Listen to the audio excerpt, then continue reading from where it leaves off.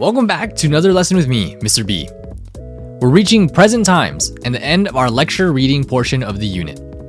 In this lesson, we're going to dive into modernism. So the goal of this lesson is to understand the purpose of and what modernism challenges. So now that we're entering the 20th century, where artists, thinkers, and people in general are staking a claim for themselves, we can see that modernism is a wide range of experimental trends in literature of the early 20th century. And this could take the form of symbolism, futurism, expressionism, imagism, vorticism, and surrealism, along with other innovations of unaffiliated writers. And our focus here isn't necessarily on these artistic movements or terms, but more so the literary stuff, which we'll get into in a moment. So this definition refers to work that represents the transformation of traditional society under the pressures of modernity and breaks down traditional literary forms.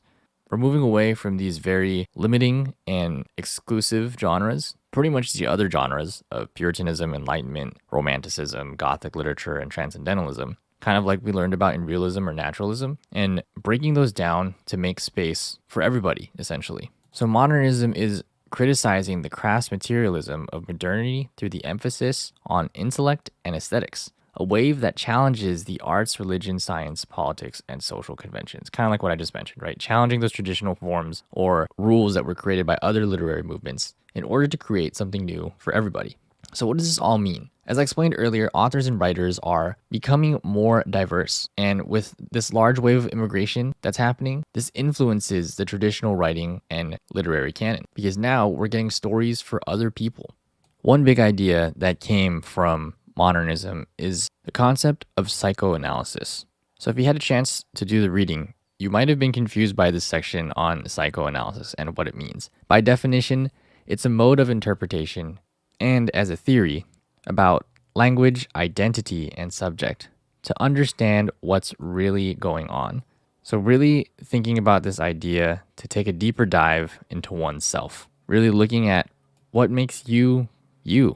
The guy who created this idea of psychoanalysis is Sigmund Freud. He's got a lot of essays, and there's a lot of people that reference his abstract idea of what is psychoanalysis, because psychoanalysis suggests that we are grounded in this thing called the unconscious. This is where things like forbidden desires, traumas, and unacceptable emotions were stored.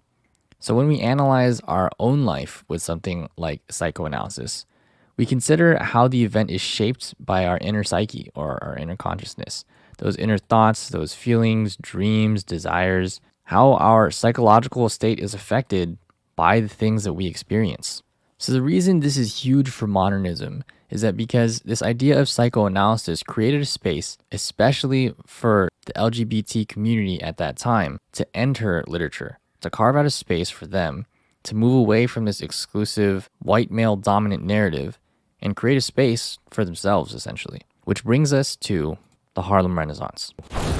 So if you haven't already, make sure you take the time to read pages 22 to 25 of the PDF on modernism. And when you're done, respond to the following questions. Why are race, gender, and sexuality tied to modernism? What kind of space did it provide marginalized or minority groups? Up next, we're going to talk about the Harlem Renaissance. I'll see you then. Peace.